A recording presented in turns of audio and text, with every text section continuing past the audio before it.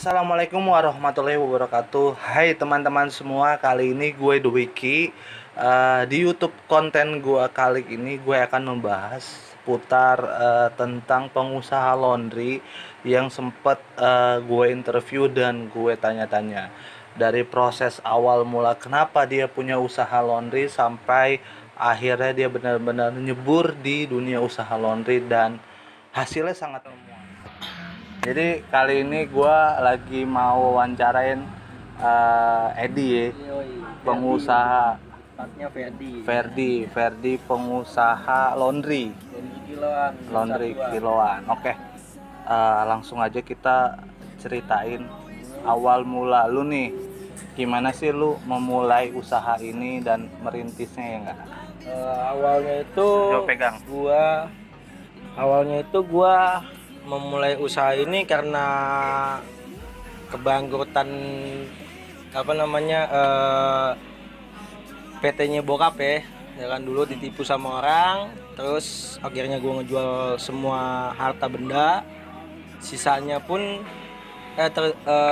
hasil penjualan harta benda itu bokap gua bayarkan hutang-hutang yang lama sama temen-temennya kan. Nah sisanya pun gue buka laundry ini iseng-iseng aja. Awalnya gue nyoba-nyoba, gue pikir laundry ini tadinya nggak memungkinkan untuk nggak menghasilkan banyak lah, dipikir gitu kan, cuman buat kesenangan semata. Tau-taunya sekarang alhamdulillah. Berarti karena awalnya lu kedesak ya, dan tuntutan aja gitu. Tuntutan untuk nafkah sehari-hari aja sih sebenarnya. Dan awal mula lu ngerintis nih, kan pasti kan belum banyak orang yang tahu nih. Iya. Belum banyak juga orang yang mengenal, ya kan?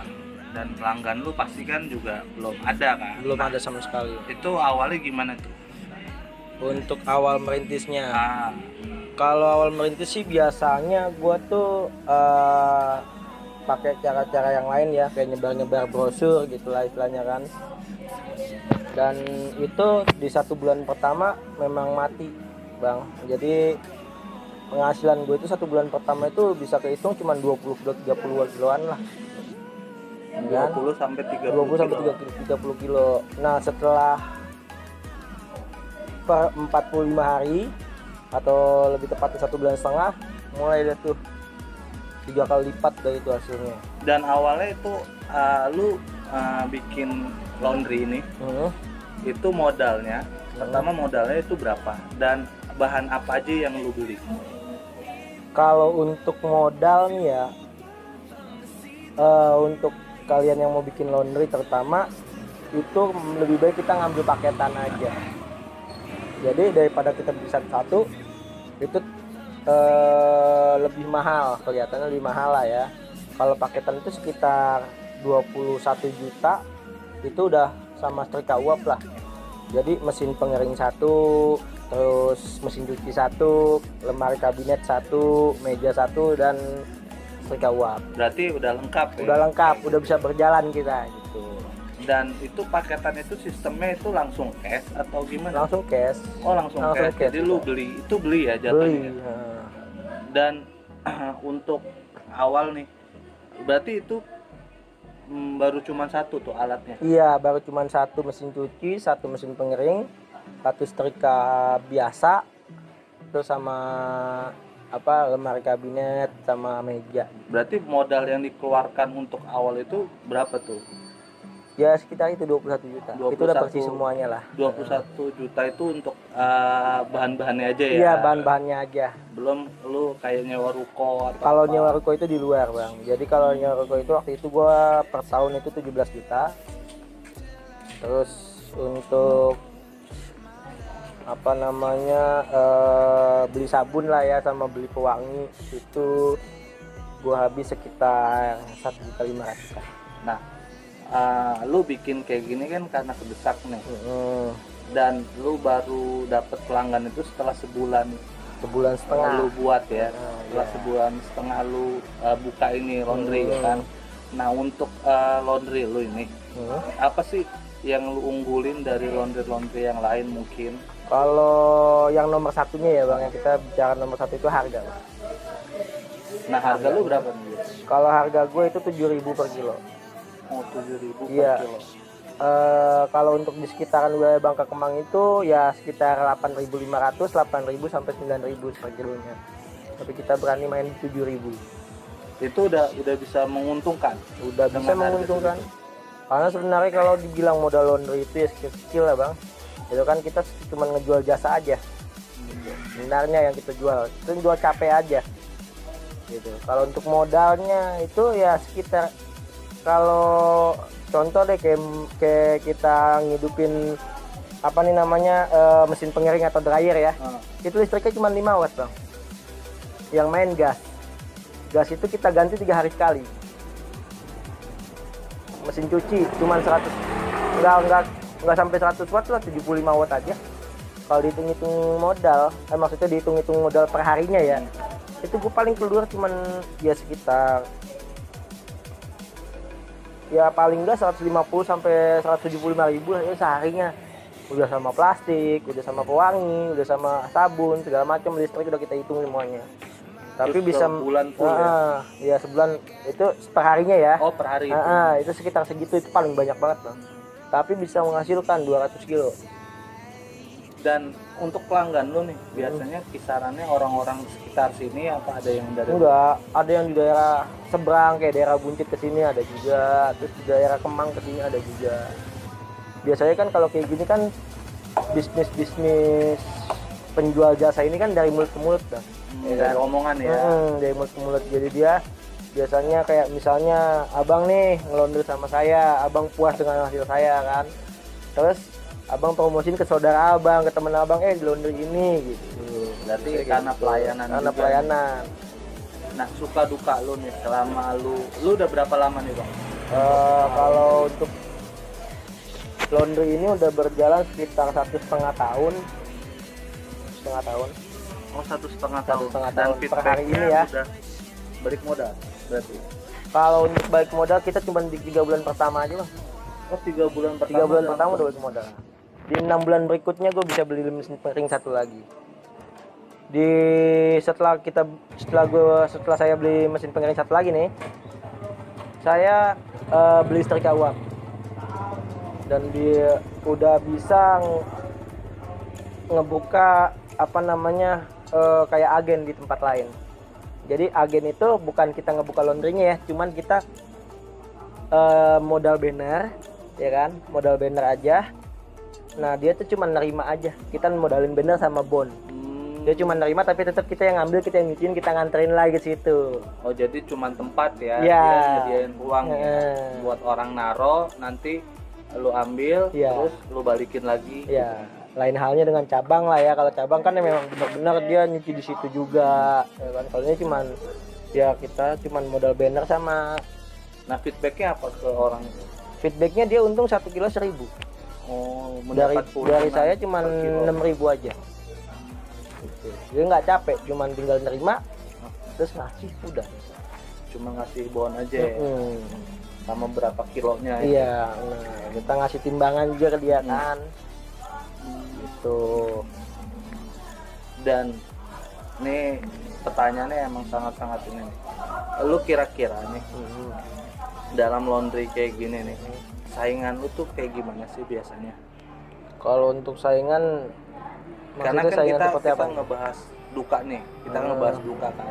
Karena kan banyak dong, setiap tempat pasti ada berapa laundry juga. Ya. Nah, cara lu menyikapi untuk yang deket-deketan sama lu tuh biasanya kayak gimana sih sistemnya? Kalau pertama gue mau buka laundry itu, gue pertama izin dulu lah sama setempat ya. Contohnya kayak di Bangka 2F ini ada kan laundry juga. Gue sempet izin sama yang punya, dan yang punya oke nggak iyain karena jaraknya cukup jauh lah, sekitar 300 meteran ke sini. Tapi ketika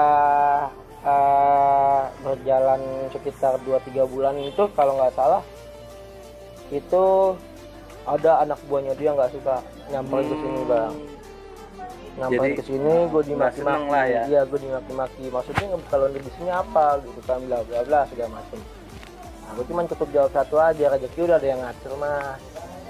ya kan. Rezeki udah ada yang ngatur, Gusti Allah gue gituin. Terus gue nggak suka kata dia, kalau emang mau buka lah sekarang logikanya yang punya laundry aja bos lo aja udah menyetujui gue mau buka laundry di sini.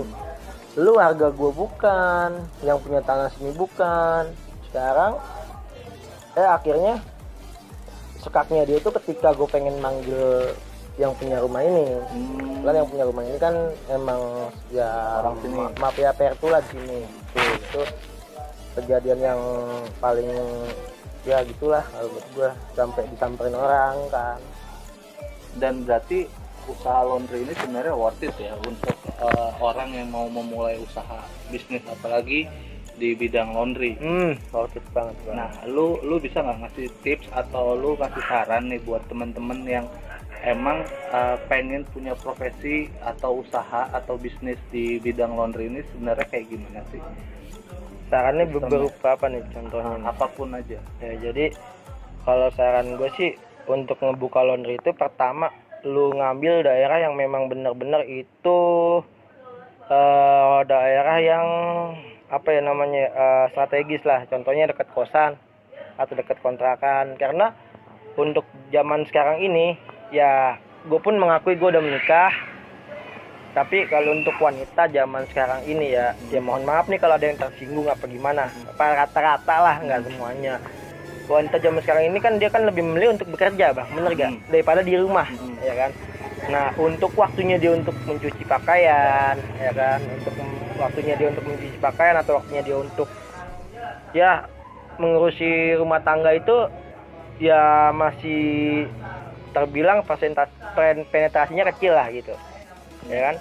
Nah untuk yang lebih kita ambil lagi gini, orang-orang daripada ngebayar pembantu rumah tangga atau tukang cuci gosok ya, yang notabene sebulan itu minimal mungkin 1 juta sampai 1.500.000 itu sebulan, ketimbang dia harus membayar pembantu rumah tangga tersebut, mendingan dia ngelondri dong. Karena perhitungannya gini, satu hari itu contoh kayak abang sendiri deh, abang satu hari berapa baju yang abang pakai? Paling enggak 3 atau 2. Oke 3. Celana 2 gitu. Celana 2 ya, celana jeans 1 sama celana tidur lah ya, ya kan. Nah ya mohon maaf nih kalau daleman mungkin 2 juga ya, ya kan. Oke lah, berarti satu hari itu 3 ditambah celana 2. Kalau dalaman itu kan kecil ya, kita anggap 1 aja lah ya. Itu berarti kan 6 piece ya. Jeans itu ya sekitar 500 gram bang, nggak nyampe 1 kilo dia, nggak nyampe. Jadi kalau nggak salah itu 3 jeans baru 1 kilo, ya kan. Nah dari baju semuanya itu saya bisa hitung itu cuma 1,5 kilo. 1,5 kilo dikali 7.000 berarti abang cuma ngeluarin berapa sehari? 10.500. Kalau dikali sebulan cuman sekitar 305.000.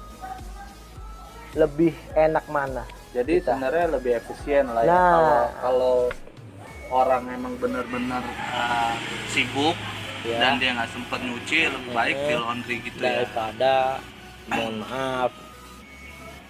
Berarti emang sebenarnya usaha kayak gini nih, ini sangat-sangat worth it dan menguntungkannya cepet ya. Menguntungkan cepat, selain itu kita ngejual bahan yang nggak basi bang, karena kita ngejual jasa. Jadi emang jual pelayanan ya. Makanya berarti kalau orang ingin berusaha atau mempunyai usaha di bidang laundry ini sebenarnya sangat-sangat menguntungkan. Menguntungkan sekali bang.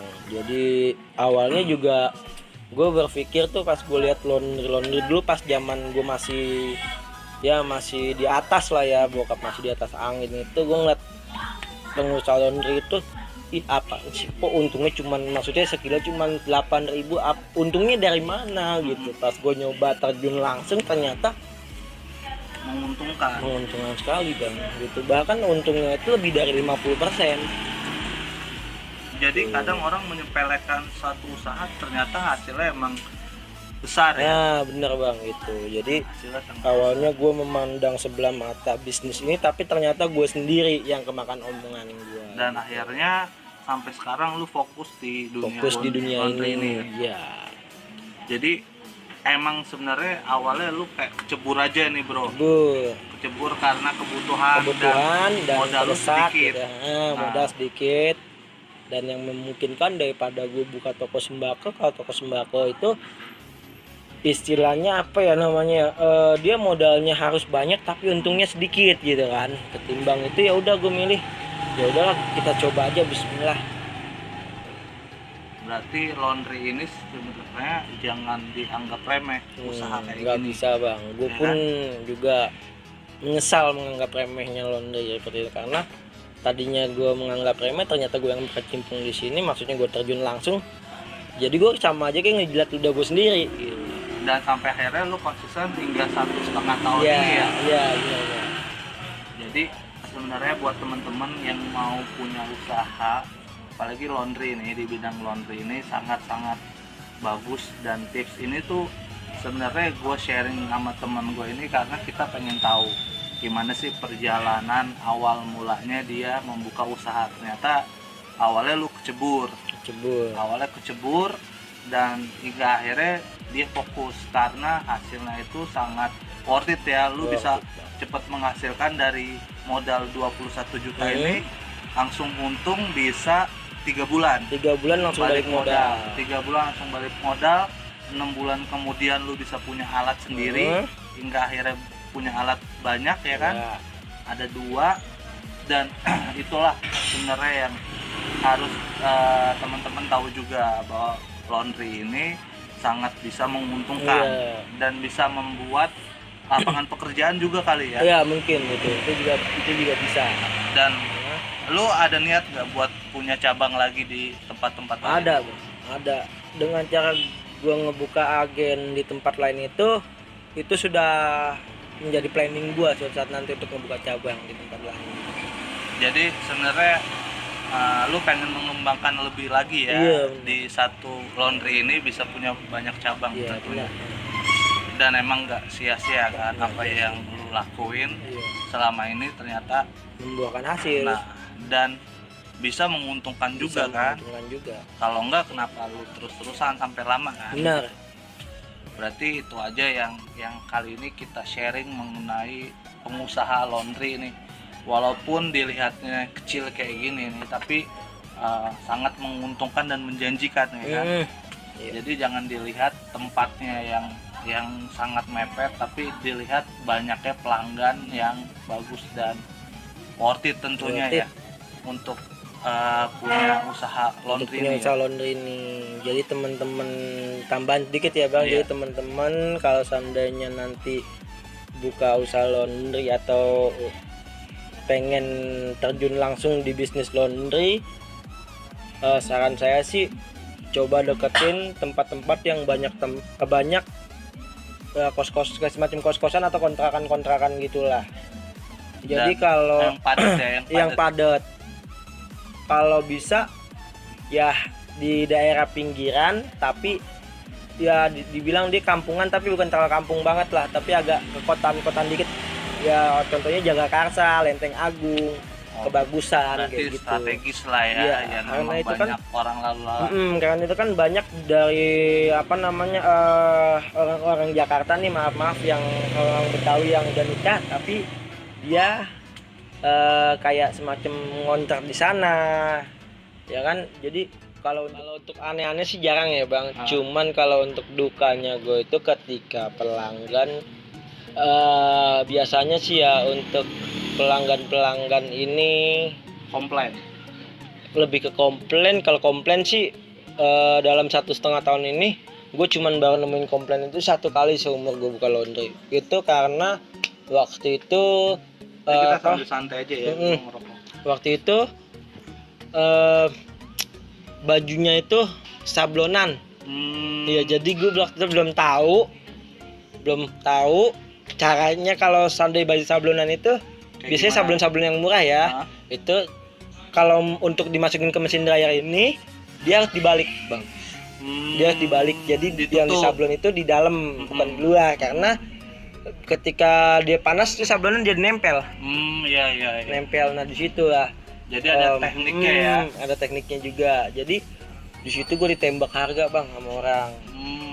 Oh ini harus ganti 500.000. Padahal kalau gue perkirain baju itu nggak nyampe 100 ribuan lah. Tapi mau kata apa ya kan?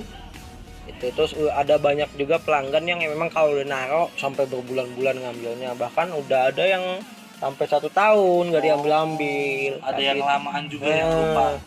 Ya tapi lebih sering yang perputaran lah ketimbangnya seperti itu ya. Mungkin dia lupa, kita positive thinking aja lah ya, dia lupa ngambil lah, atau misalnya dia udah pindah keluar kota kan kita nggak tahu. Kayak gitu. Dan itu yang duka-duka gue lah. Lu menemukan sesuatu apa nggak di saat lu melondri gitu? Kebiasaannya sih berupa uang, Bang. Oh wah. Ya. Jadi biasanya tuh kan kalau di laundry itu bukan lupa kali ya orang.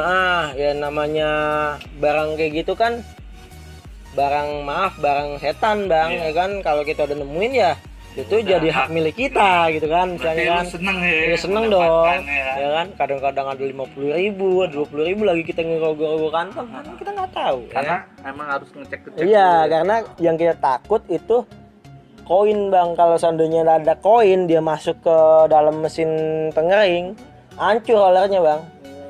Begitu. Jadi karena ngaruh, karena kan koin ketemu apa namanya gearnya itu dia nanti jadi hancur, Bang, rollernya. Itu masuk ke mesin pengering itu, makanya kita cek-cekin. Nah biasanya itu orang yang lupa kayak gitu, lupa ngambil duitnya kan. Di bon juga udah ada tulisannya. Biasanya tuh orang laundry kayak gitu, barang apapun yang hilang bukan jadi tanggung jawab kami. Udah ada. Jadi kalau dapet duit ya rezeki. Dan alhamdulillah konsumen gue nggak pernah nanyain gue, oh ada duit ketinggalan nggak? Dia udah paham gitu. Jadi sebenarnya itulah sebelum kita melondri atau mencuci ya kan, cek kita dulu. Iya. Kalau dapat rezeki ya diambil. Iya. Ya. Kalau nggak dapat ya udah kita cuciin. Berarti kan rezeki juga.